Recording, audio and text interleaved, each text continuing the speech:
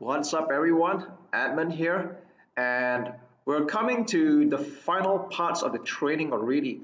Now, before we get started, I want to make sure that you have already followed through on all the past weeks' training in Facebook advertising, and more importantly, that you have already taken action. And how do we know that? Is that you have already started running ads on your own.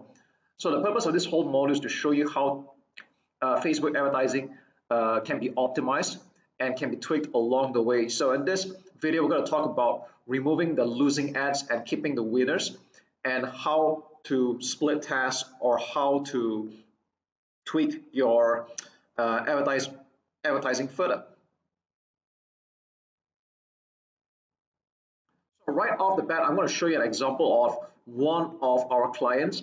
And this is a rather unique client because we had picked up an aesthetic clinic and we're running a lead generation campaign for them. So whether you're selling your own digital product or you're selling your own e-commerce product, or even run a lead generation campaign to a service, whether it's your own or other people's, that's okay. It's pretty much the same mindset and mentality.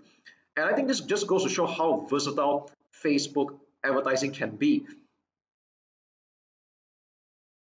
Now, what you're seeing here right now is a lead generation campaign for the aesthetic clinic, and this is one of the ad sets.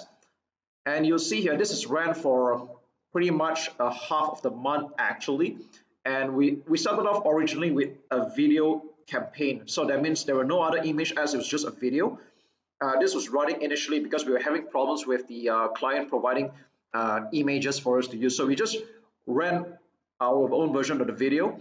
And this was getting okay, it was getting about 3 leads for its duration, and it was getting about $10 per lead. Now this could have been better, even though it's still profitable, because this aesthetic clinic is clearly selling a high ticket service where their clients would eventually enroll into a yearly package or a semi-annual package. That's okay. We know that they're going to make money, but of course we were not satisfied with the results. We wanted it to be better. And then we started to introduce 2 more image ads. Now take note that this was going to a Chinese speaking market, but the mindset remains the same. The way you write the ads, whether it's in English or another language, is still pretty much the same. So we added 2 more image ads in a while, probably a couple of days later, and then we have all 3 ads running. So there's 2 image ad and 1 video ad. And we notice that we can see the stats here that this Chinese image ad number 1 was generating 6 leads, and the cost for acquiring the lead was a lot cheaper. It's like 1/3 the cost, $3.41. Wow. Okay, and then if you notice this other Chinese ad in image form here, now this didn't generate any lead at all. All right, now you might notice that even if you run it for a good 4 to 7 days, normally that's what I like to do. You want to run it for 4 to 7 days.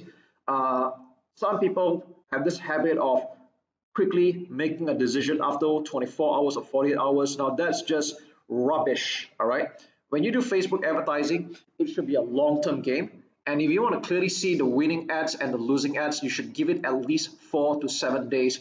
Now 4 being the fastest, 7 being the most ideal.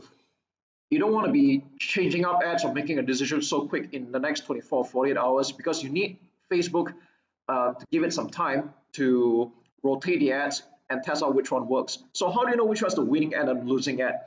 Now there's no clear-cut way, but there's a few indications I look at strongly. Number 1, when this was running for almost a week, we noticed that even though there were only 3 ads to rotate, the most of the spending went into the first image and still in the Chinese video, but by virtue of the fact that this has been running much earlier, so that's why the ad spend was higher.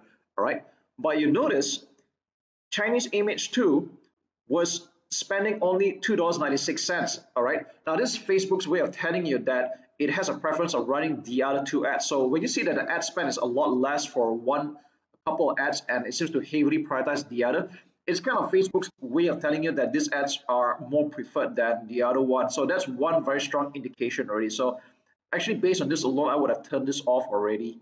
All right, so that's one really good indication. Another one, if you want to take a look at, I like to look at cost per 1,000 impressions. Now, ideally, I like to keep it $10 or below. Sometimes in some market, it can get a little bit higher than that, but that's okay.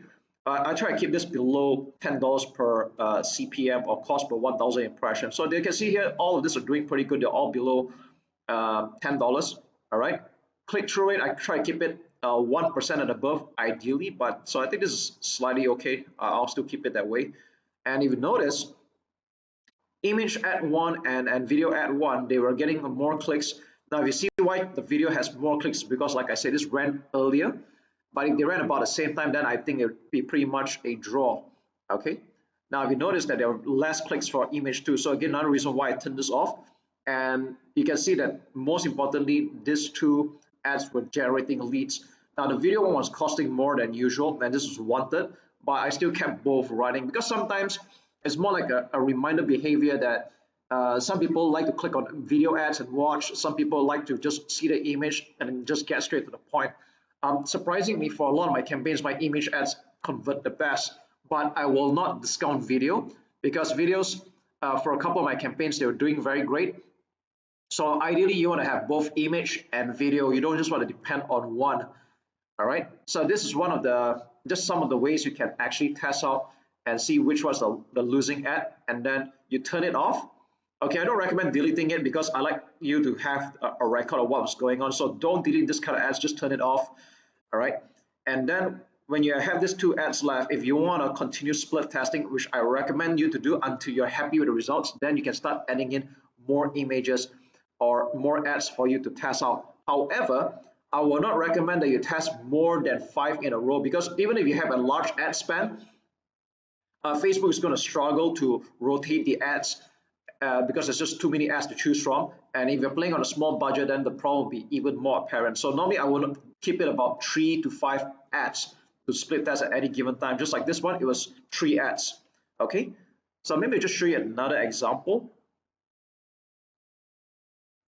Let's take a look at the English ad, which is pretty much the same thing. This is targeting the English speaking market. So you can pretty much see that they are the same ads, just that it's written in English this time. Okay, and again, if you notice, now although this campaign had ended because this was running for only 2 weeks for the client, if you notice that this was running at pretty much about the same time, and a lot of the ad spend was going towards the video version. All right. And if you look at the leads form here, if I were going to turn off any of this, I'd probably turn off this particular one here, image one, because this get only 2 leads. And those get a little bit more as well. But I like this image 2 over here in this case because it's generating 4 leads and at a cost of only what, $2.24. This is pretty good. All right. But of course, like I said, you want to look at a few factors before you decide which one you want to turn off. There's no hard and fast rule. Ultimately, you should keep the profitable ad and the one that's getting you results.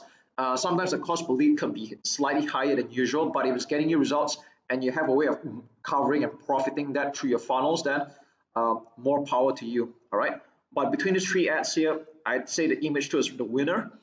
If I were to turn off any of the ads here, probably the image 1, since very little ad spend is going here. Or rather, this is actually still okay.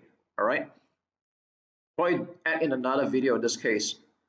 Okay, so that's really all there is to it. I'll be putting up a PDF version of this whole split testing and optimizing so that you have a clearer picture. And all the best in your Facebook marketing success.